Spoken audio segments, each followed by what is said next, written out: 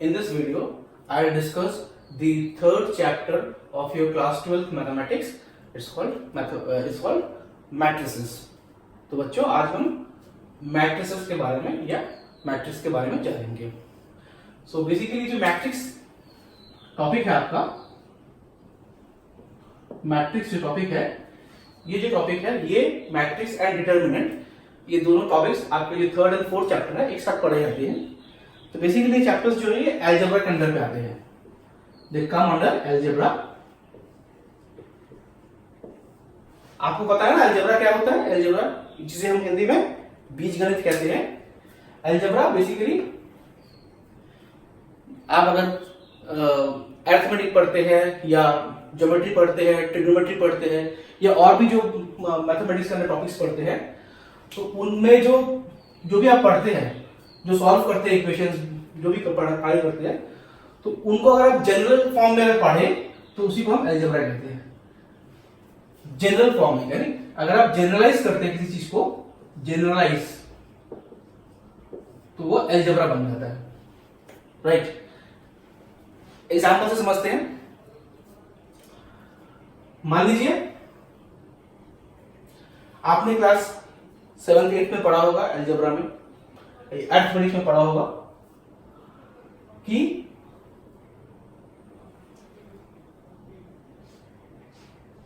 अगर राम, मान लीजिए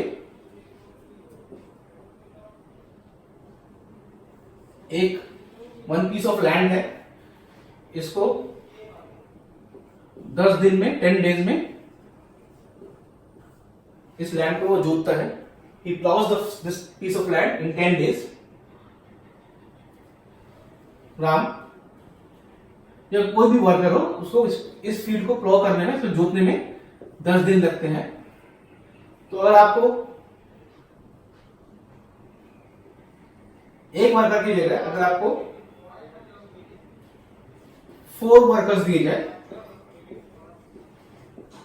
if you are given 4 workers, how many days you will need to plow this field? तो इस फील्ड को जोतने में कितने दिन लगेंगे? तो बहुत सिंपल, आप क्या करते थे, एक के लिए फॉर वन फील्ड अगर 10 डेज लगते हैं, तो चार जन अगर काम करेंगे तो 10/4 डेज लगेंगे. तो ये आपने सॉल्व किया अरिथमेटिक में. तो इसी को अगर हम जनरलाइज करें कि नंबर ऑफ डेज जो है उसको मैंने डी लिखा, और अगर नंबर ऑफ मेन को मैंने एक्स लिखा, तो टोटल टाइम जो लगेगा वो होगा d/x. Total number of days जो लगेगा वो होगा d/x, number of days by x. तो कितना दिन लगेगा ये. तो ये जो जनरलाइज किया मैंने, जब तक मैंने इंडिविजुअली एक सवाल को किया था एक केस के लिए कि किसी राम को या किसी भी इंडिविजुअल को अगर 10 दिन लगते हैं, तो 4 वर्कर को कितने दिन लगेंगे. तो सिमिलरली इसमें मैं जनरलाइज कर देता हूं कि अगर एक पर्सन को डी डेज लगते हैं, तो एक्स नंबर ऑफ पर्सन को कितने लगेंगे, d/x लगेगा. तो ये जनरलाइज करता हूं, तो देन इट बिकम्स अलजेब्रा. समझ में आया बच्चों? तो कुछ भी आप करते हैं, ट्रिग्नोमेट्री का कोई सवाल लीजिए, ज्योमेट्री का कोई सवाल लीजिए, जहां पे आप जनरलाइज कर देते हैं कि जिससे कि आप उसमें जो भी वेरिएबल्स है x, y, z, इस तरह के जो आप वेरिएबल्स यूज करते हैं, और उसमें जब आप वैल्यूज पुट करके सॉल्व करते हैं, तो वो सॉल्व आप अरिथमेटिक या ज्योमेट्री है या आप ट्रिग्नोमेट्री या और भी सब्जेक्ट्स का कर रहे होते हैं. लेकिन जब आप जनरलाइज करके करते हैं तो आप बेसिकली अलजेब्रा कर रहे होते हैं. तो अब अलजेब्रा में ही हम थोड़ा और अच्छे से समझेंगे मैट्रिक्स क्या चीज है. सो बच्चों, जो अभी मैंने कहा कि मैट्रिक्स जो है वो अलजेब्रा में एक इंपॉर्टेंट टॉपिक है. सो बेसिकली हम क्या करते हैं मैट्रिक्स में, जो हम अलजेब्रा में क्या करते हैं, हम जनरलाइज फॉर्म में इक्वेशंस को लिखते हैं. तो अगर मान लीजिए आपने लीनियर इक्वेशंस किए होंगे 9th 10th में, क्लास 9th 10th में, कि 2 इक्वेशंस लिए, आपने उनको सॉल्व किया. इस तरह अगर आपको बहुत सारी इक्वेशंस मिल जाए, से एक साथ आपको 100 या उससे ज्यादा इक्वेशंस मिल जाए, तो आप उनको किस तरह सॉल्व करेंगे, किस तरह लिखेंगे. तो आपको वेल स्ट्रक्चर्ड वे पता हो लिखने का, जिसमें आपको कम स्पेस में आप लिख सके, तो वही है लिखने का तरीका जो है, दैट इज कॉल्ड मैट्रिक्स। हम देखेंगे कि वो लिखने का तरीका भी सीखेंगे और सीखेंगे कि उसके इसके हेल्प से हम किस तरह हम जो इक्वेशन है उनको सॉल्व करेंगे। सो पहले हम बेसिक से चलते हैं, पहले हम लिखना सीखते हैं। तो देखिए हम पहले एक एग्जांपल लेते हैं। मान लीजिए आपके क्लास में 3 फ्रेंड्स हैं, राम, रहीम, गुरबख्श, 3 फ्रेंड्स हैं। तो देखते हो बुक्स, पेंसिल। तो यहां पे मैंने 3 फ्रेंड्स दिए, अब तीनों के पास कुछ किताबें हैं और कुछ पेंसिल्स है। तो यहां पे मैंने फिगर्स लिखा हूं 5, 9, 2, 6, 4। I've just written some random figures here. तो इस टेबल से मुझे क्या पता चलता है? What do I get to know? कि राम के पास 5 बुक्स है और 6 पेंसिल है, रहीम के पास 9 बुक्स है, 4 पेंसिल है, गुरबख्श के पास 2 बुक्स है एंड 3 पेंसिल है। एक और चीज अगर मैं कहूं, राम के पास 5 + 6 यानी 11 आइटम्स है, रहीम के पास 9 + 4 13 आइटम्स है, गुरबख्श के पास 2 + 3 5 आइटम्स है। तो इस तरह की जो इंफॉर्मेशन मुझे मिला है, तो उसको अगर मैं एक स्ट्रक्चर वे में लिखूं, अगर मैं if I can write it like this 5, 9, 2, 6, 4, 3, एक थर्ड ब्रैकेट के अंदर मैं इसको इस तरह लिखता हूं इंफॉर्मेशन को। तो ये जो मेरे एक इंफॉर्मेशन है, दिस आर कॉल्ड एलिमेंट्स। क्या कहते हैं इनको? एलिमेंट्स कहते हैं। एलिमेंट्स। अच्छा, ये जो है होते हैं, इनको हम कहते हैं रोज। ये फर्स्ट रो, ये सेकंड रो, ये थर्ड रो। फर्स्ट रो में आइटम्स किसके हैं? राम के आइटम्स है। सेकंड रो में किसके मैंने लिखे हैं? रहीम के। और थर्ड में गुरबख्श के। और इस तरह के जो होंगे इनको हम कहेंगे कॉलम्स। कॉलम्स में क्या होंगे? बुक्स है। इस कॉलम में क्या है? फर्स्ट कॉलम में बुक्स है, सेकंड कॉलम में पेंसिल है। तो ये जो मेरा थर्ड ब्रैकेट के अंदर में जो इंफॉर्मेशन देने का तरीका है, इसी को हम मैट्रिक्स कहते हैं। तो ये मैंने एक जनरल बहुत ही सिंपल एग्जांपल लिया है जिसमें आपको मैंने बेसिक मैट्रिक्स लिखने का तरीका सिखाया। तो अब हम मैट्रिक्स की एक्चुअल डेफिनेशन देखेंगे। So students, now let's understand the definition of a matrix. Matrix को हम क्या कहते हैं? Matrix, matrix is an ordered rectangular array of objects. Array means सजाते हैं ना, जैसे किसी ऑब्जेक्ट को सजाने को जब हम किसी ऑर्डर्ड वे में, किसी रेक्टेंगुलर ऑर्डर में एक रेक्टेंगल में ऑब्जेक्ट्स को सजाते हैं, एरे ऑफ ऑब्जेक्ट्स, तो उसे हम मैट्रिक्स कहते हैं। सिंपल। तो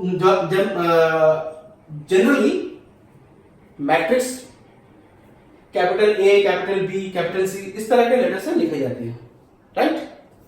तो क्या नोटेशन यूज किया जाता है? कैपिटल लेटर से यूज किए जाते हैं। और मैट्रिक्स में जो एक ऑब्जेक्ट्स होते हैं या एलिमेंट्स होते हैं, उनको हम स्मॉल लेटर से इंडिकेट करते हैं, राइट? तो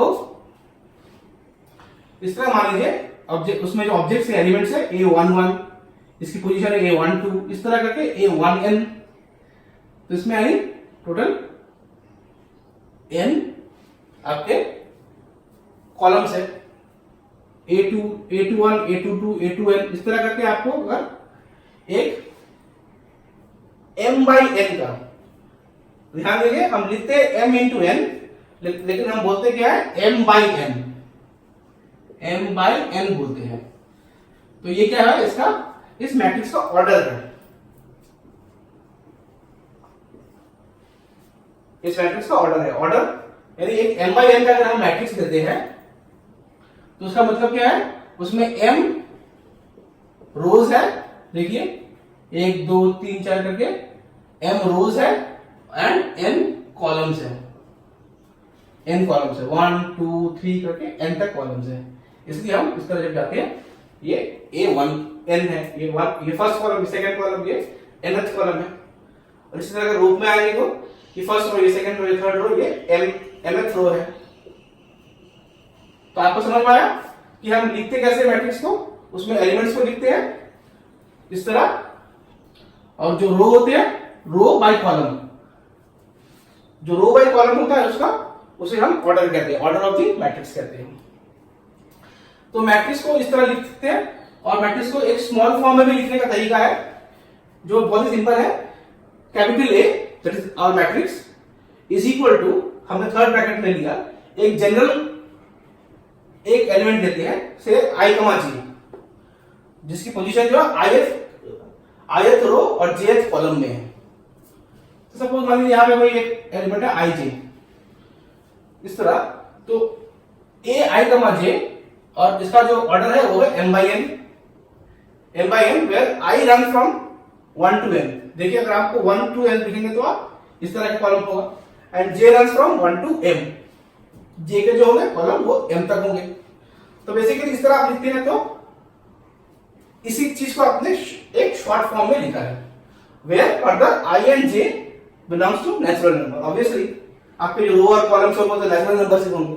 आपको तो आप कितने क्या रो लगे, जैसे मान लीजिए इसमें आपने मान लीजिए किसी में 10 रो है, 11 रो है, 12 रो है, या 5 रो है, या कॉलम्स में मान लीजिए 10 कॉलम है, 12 कॉलम है, 12.5 कॉलम, 15.5 कॉलम, इस तरह के होंगे नहीं, तो वो डिस्क्रीट होंगे, जो भी रो होंगे, जो भी कॉलम होंगे, तो इसलिए हम आई और जे जो होंगे वो ऑब्वियसली नेचुरल नंबर्स होंगे।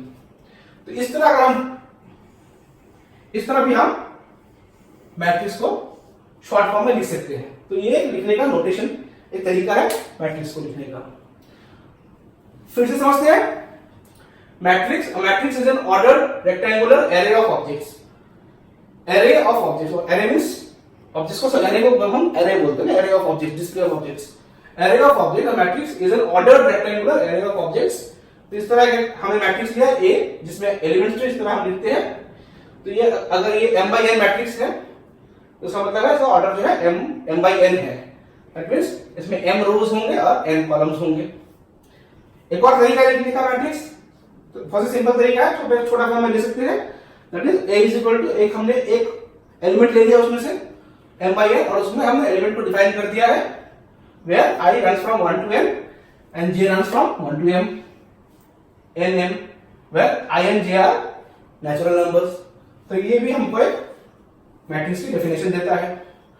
तो नॉर्मली हम मैट्रिक्स में यहाँ पे जो एलिमेंट्स होंगे वो रियल नंबर्स की या रियल वैल्यू से हम लेंगे। So students, we have just now discussed the definition of matrix.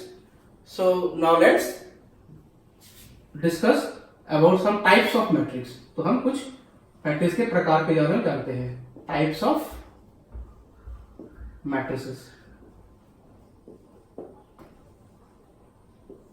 Matrices कई प्रकार के होते हैं, तो उनके बारे में हम जानेंगे। तो फर्स्ट जो सिंपल मैट्रिक्स हम जानेंगे that is called row matrix.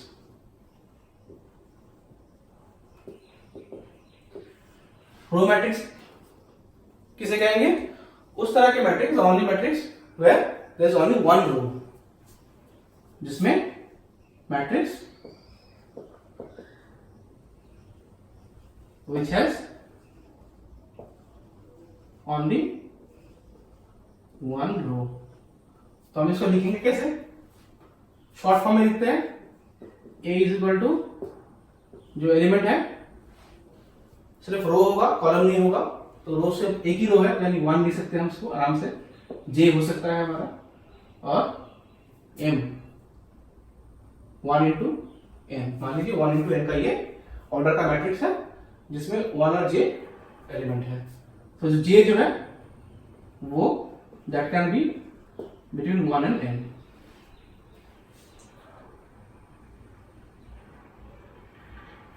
Right, तो इस तरह हम इसको स्मॉल नोटेशन में हम दे सकते हैं। तो एक एग्जांपल लेते हैं, let's take example a is equal to 0 3 2। So देखिए ये this is example of row matrix, जहां पे it's an order of 1 into 3। देखिए 3 कॉलम है, एक कॉलम, 2 कॉलम, 3 कॉलम, और रोज है वो ओनली 1 है, तो इसका ऑर्डर क्या है 1 by 3। इसमें कोई भी एलिमेंट लीजिए, ये क्या होगा A111, ये क्या होगा A12, ये क्या होगा A13। तो यानी जो रो की जो वो है वो 1 ही रहेगी, और J जो है that can be from 1 to 3। General example में हमने दिया फ्रॉम 1 to n।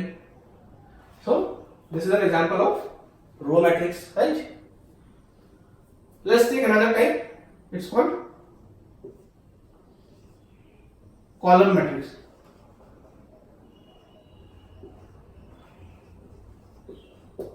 सिंपल, जिस तरह का रो मैट्रिक्स था इसी तरह कॉलम मैट्रिक्स। कॉलम मैट्रिक्स में क्या होगा, a matrix which is only one column, जिसमें सिर्फ एक ही कॉलम होगा। Matrix which has only one column, right? Only one column। तो इसको भी लिखने का शॉर्टकट जो नोटेशन है वो क्या होगा, A I J तो होगा नहीं, J सिर्फ 1 ही होगा, और M into 1, यानी ये M into 1 का ऑर्डर का मैट्रिक्स होगा, जिसमें जो रो है दैट कैन बी वेरिएबल। जो रो है I अगर है, वो I नंबर ऑफ रोज है, तो that can be from 1 to m, और जो कॉलम है वो हमेशा एक ही कॉलम होगा। तो ये एग्जांपल लेते हैं, लेट्स टेक एन एग्जांपल, इसमें right it here, A is equal to 5 2 3। This is an example of column matrix which has got one column and 1 2 3 rows, so it's an order of 3 into 1, so 3 by 1 और 3 by 1 का ये matrix है, जिसमें एक column है और 3 रो है। तो इसका कोई भी एलिमेंट लीजिए, तो इसको हम किस तरह लिख सकते हैं, A1 1, this can be written as A2 1, this is A3 1। तो आप देखिए जो कॉलम का जो पोर्शन है वो हमेशा 1 ही होगा, 1 ही है, और जो रो है it can be from 1 to m। यहाँ पे m क्या 3 है, 1 से 3 के बीच में हो सकता है। तो this is an example and this is a general form of writing a column matrix. General form column matrix को लिखने का तरीका क्या है, ये है। सो अब अभी हमने दो मैट्रिक्स के बारे में जाना, रो मैट्रिक्स और कॉलम मैट्रिक्स। रो मैट्रिक्स क्या है, सिंपली उसमें एक रो होगा बस, और कुछ नहीं। कॉलम मैट्रिक्स क्या है, जिसमें सिंपली एक कॉलम होगा, राइट। और आपको ये डेफिनेशन याद करने की जरूरत नहीं है, सिर्फ समझने की जरूरत है। सो चिल्ड्रन, जो थर्ड टाइप है वो डिस्कस करते हैं। Third type is called square matrix.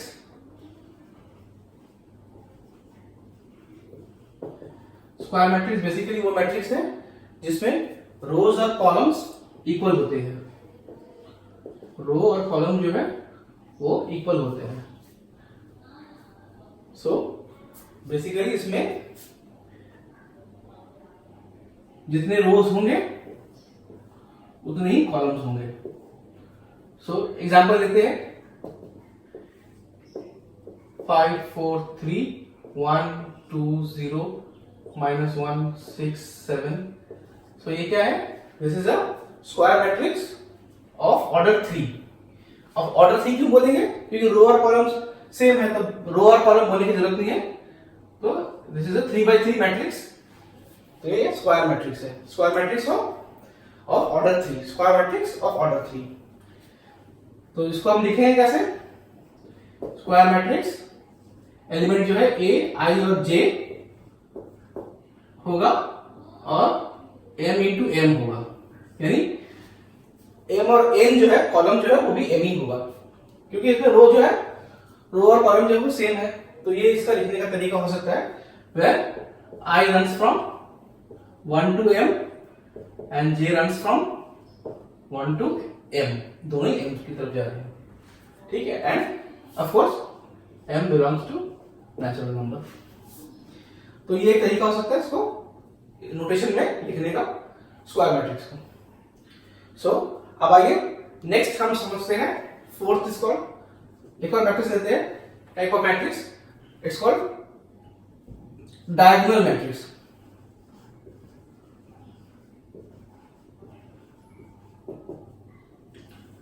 Diagonal matrix, diagonal matrix जो होगा it is also kind of square matrix. पहली बात तो ये है कि जो भी डायगोनल मैट्रिक्स होगा that must be also a square matrix. तो स्क्वायर मैट्रिक्स, डायगोनल मैट्रिक्स किससे कहेंगे? जिसमें जो डायगोनल एलिमेंट्स होंगे उनको छोड़ के जो अदर एलिमेंट्स हैं, जो अदर एलिमेंट्स है वो सभी जीरो होंगे। सिंपल। डायग्राम में एलिमेंट्स, जो डायगोनल एलिमेंट्स है उनमें कोई भी नंबर हो सकता है, लेकिन जो अदर एलिमेंट्स है they all will be zero, right? So diagonal matrix is a square matrix. So इसको हम लिखेंगे कैसे? Say A is equal to A ij of m into m by m, क्योंकि स्क्वायर मैट्रिक्स है तो हमने m ही लिया है, जहां पे i अगर i is not equal to j है, मतलब जैसे ये एलिमेंट है, ये है a11, ये होगा a12, तो 1 इज नॉट इक्वल टू 2 है। तो जहां पे i row or column same number नहीं है वहां पे एलिमेंट जो है where I is not equal to j, A is equal to 0, ठीक है? और जहां पे I और j इक्वल है, यानी जो डायगोनल एलिमेंट है वहां पे A will be some number, कोई भी नंबर हो सकता है, A will be a real number। तो इस तरह हम डायगोनल मैट्रिक्स को लिख सकते हैं। डायगोनल मैट्रिक्स अगर समझते हैं, diagonal matrix is a square matrix where the main diagonal, where the elements on the main diagonal, where the elements except the main diagonals, जो मेन डायगोनल में जो एलिमेंट है उनको छोड़ के all others are zero, they are called diagonal matrix. So next जो type है वो है स्केलर मैट्रिक्स।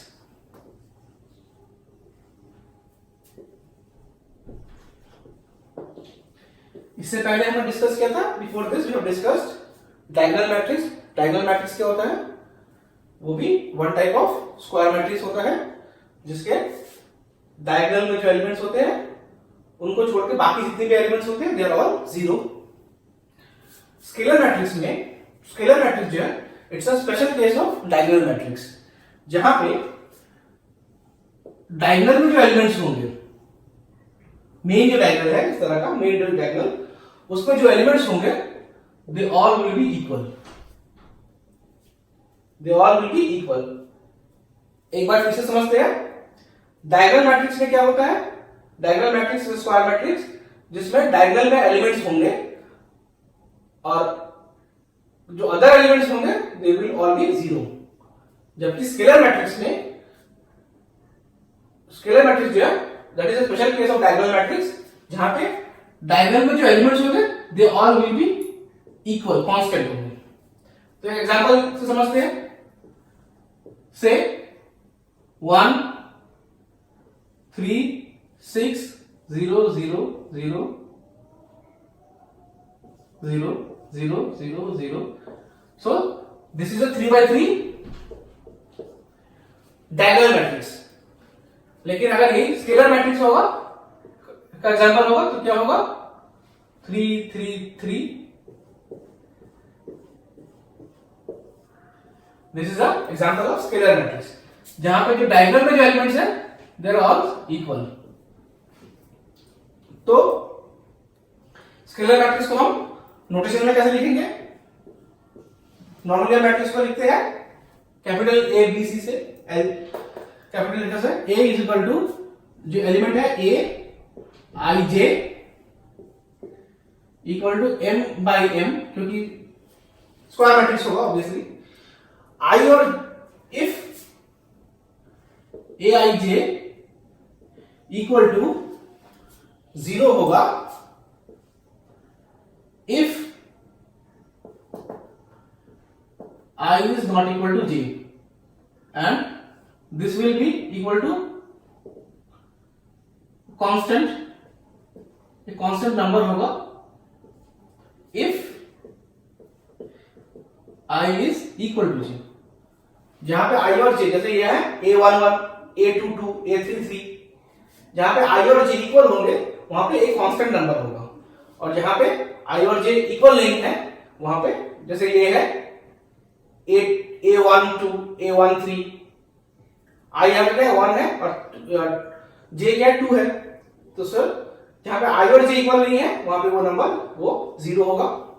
तो इस तरह जो हम लिखते हैं मैट्रिक्स को, this is called a scalar matrix. Next जो मैट्रिक्स डिस्कस करेंगे type of matrix, it's called identity matrix.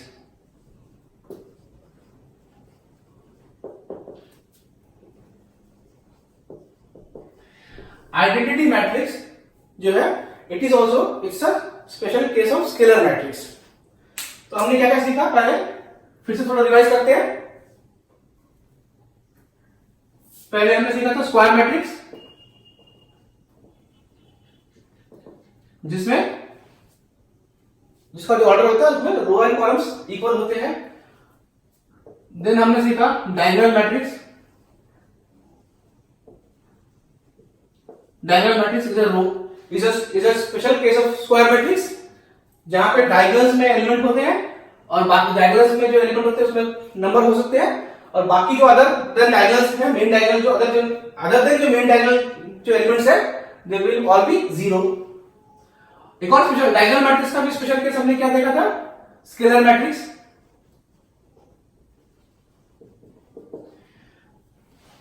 जिसमें क्या देखा हमने, जो मेन जो डायगोनल होगा उसमें कोई कांस्टेंट नंबर होगा, मतलब उसमें सारे एलिमेंट जो होंगे वो सेम होंगे, और अदर देन जो मेन डायगोनल जो अदर जो एलिमेंट्स है दे विल ऑल बी 0। तो ये स्क्वायर मैट्रिक्स का एग्जांपल था। से suppose 1 2 0 0 1 2 3 0, this is square matrix, 2 by 2 का स्क्वायर मैट्रिक्स है। डायगोनल मैट्रिक्स में क्या देखा था हमने, तो डायगोनल में कोई एलिमेंट हो सकता है 1 2, लेकिन मेन डायगोनल में कोई एलिमेंट हो सकता है, लेकिन अगर जो डायगोनल के बाहर है they are will be 0 by 0 होंगे। स्केलर मैट्रिक्स में क्या देखा हमने, जो डायगोनल में जो एलिमेंट होंगे वो सेम होंगे। अब आइडेंटिटी मैट्रिक्स जो है वो स्केलर मैट्रिक्स का भी स्पेशल केस है। तो इसमें क्या है, इसमें जो मेन जो एलिमेंट है, जो डायगोनल में एलिमेंट है वो हमेशा 1 होगा, और जो अदर एलिमेंट्स है they will be 0। So identity matrix जो है, identity matrix is a special case of scalar matrix. Scalar matrix is a special case of diagonal matrix. Diagonal matrix is of course is always a square matrix. तो identity matrix को हम किस तरह लिखेंगे, A is equal to, notation में लिखते हैं Aij m by n। क्यों, क्योंकि ये स्क्वायर मैट्रिक्स होगा। वेयर यहां पे क्या होगा, यहां पे Aij will be equal to 0 for I not equal to j, and will be equal to 1 for I equal to j।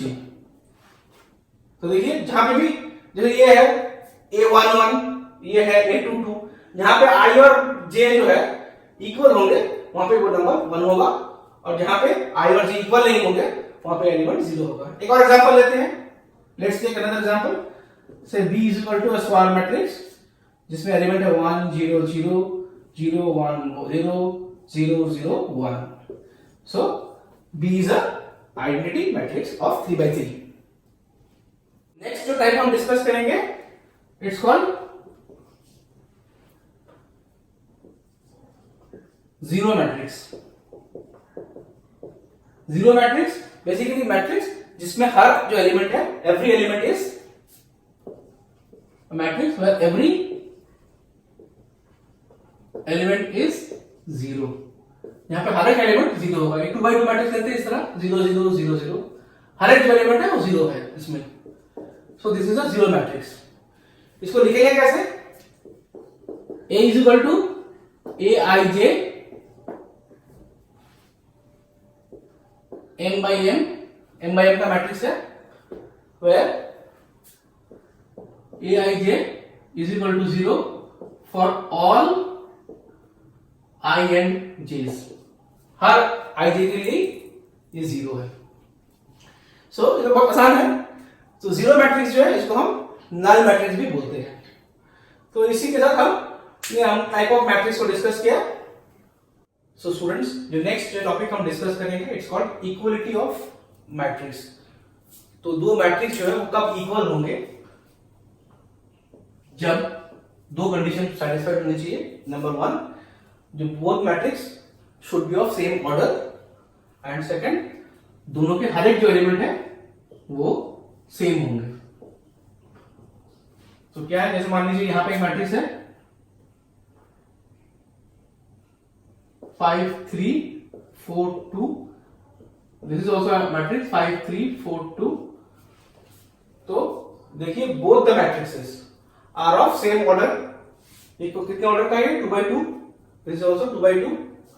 Both have same corresponding elements. देखिए इसका फर्स्ट एलिमेंट जो इसका फर्स्ट एलिमेंट सेम है, इसका second जो element है वो भी दोनों का सेम है। हर एक जो एलिमेंट है वो सेम होगा। तो इस तरह के मैट्रिक्स को हम इक्वल मैट्रिक्स कहेंगे। तो हम नोटेशन में किस तरह लिखेंगे? If there are two matrices, say A is equal to Aij equal matrices है of equal order m n, and another matrix say Bij of m n, दोनों का ऑर्डर सेम है, then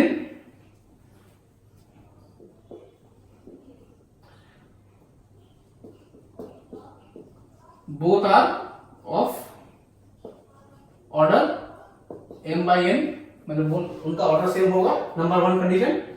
नंबर सेकंड कंडीशन क्या होगी? Both Aij जो elements है Bij will be equal for all I and J's, हर एक I and J के लिए। सो इसका A11 will be equal to B11, A12 will be equal to B12, A13 will be equal to B13, A21 equal to B21। इस तरह हर एक जो element है वो सब सेम होंगे। तो इस तरह हम अगर दो मैट्रिसेस को हम इस तरह का डिफाइन करते हैं तो they are called equal matrices. फिर से समझते हैं, इक्वल मैट्रिक्स बेसिकली मतलब होता है उनका कि जो मैट्रिक्स है वो दोनों एक ही ऑर्डर के हैं और उनका हर एक जो एलिमेंट है वो कॉरेस्पॉन्डिंग जो मैट्रिक्स है उसमें सेम है। तो ये है equality of matrix. So students, अब तक हमने जो कुछ पढ़ा है उसके बेसिस पे हम कुछ एग्जांपल्स या कुछ क्वेश्चंस को हम करते हैं।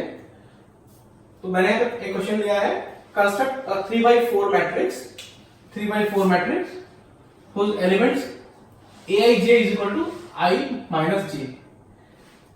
I जो है रो और j है वो कॉलम है। तो क्या हो सकता है? Very simple. सो हमारा मैट्रिक्स क्या है? 3 by 4 मैट्रिक्स है,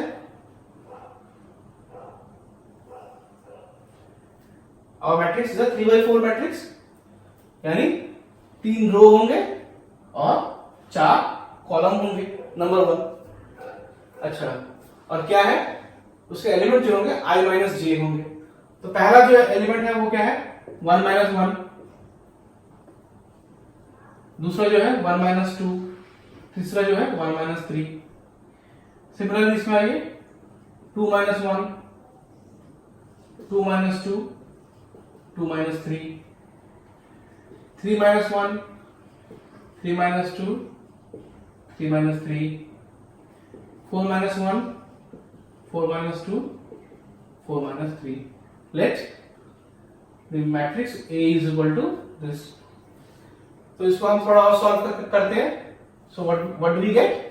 1 minus 1 is 0, 1 minus 2 is -1, 1 minus 3 is -2, 2 minus 1 is 1, 2 minus 2 is 0, 2 minus 3 is -1,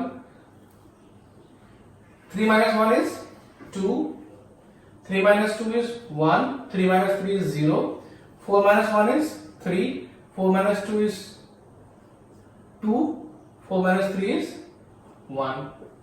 So this is our answer. So we have constructed a 3 by 4 matrix, 3 by 4 matrix, and whose elements are such that aij is equal to I minus j. तो ये आपका this is your answer. So students, let's take another example. एक और सवाल लेते हैं। तो if this is one matrix which is equal to this matrix, find the values of x, y, z and w. Question को ध्यान से समझिए। दो मैट्रिक्स दिए गए और कहा गया कि दोनों इक्वल है। तो हमने क्या पढ़ा था? इक्वल मैट्रिक्स कब होंगे? When they are of same order और उनके जो एलिमेंट्स हैं दे आर इक्वल। तो उसी कंडीशन को लेकर हम इसको सॉल्व करते हैं। Let's solve this equation. तो if this two matrix are same, then their corresponding elements are same, then x minus y must be equal to -1, 2x minus y must be equal to 0, 2x plus z must be equal to 5, and 3z plus w must be equal to 13. See, we have got 4 unknowns and we have got 4 equations. तो easily हम इसको solve कर सकते हैं। तो आपने 9th-10th में पढ़ा है substitution method, then elimination method, आपको भी मेथड से सॉल्व कर सकते हैं इसको। तो let's try this. Let's first take these two equations. अगर मैं इसको if I subtract this equation from this, what I get? 2x minus y minus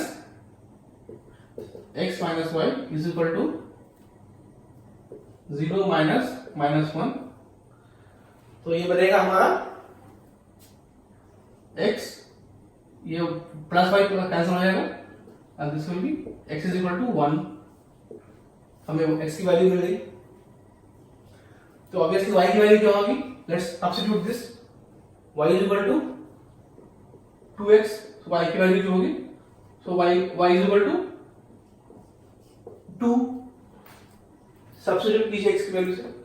तो दो हमें मिल गए हैं। Let's put the value of x here. तो 2 into 1 plus z is equal to 5, that is z is equal to 3, and fourth is this equation. Let's put the value of z in the last equation. So 3 into 3 plus w is equal to 13. 3 into 3 is 9. 9 को इस तरफ लेके जाएंगे तो we'll have w is equal to 13 minus 9 and that is equal to 4. So w will be equal to 4.